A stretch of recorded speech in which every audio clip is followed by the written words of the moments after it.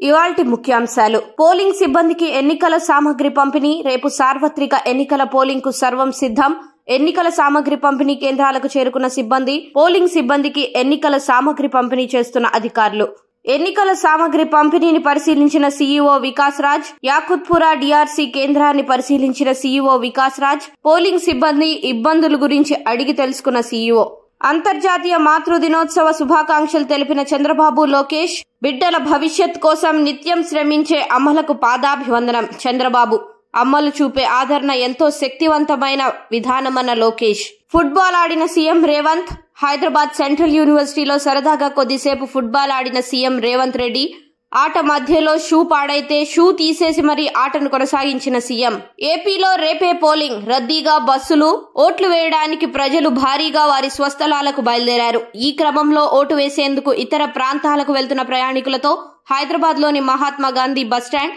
Jubilee bus స్టేషన్లు రద్దీగా మారాయి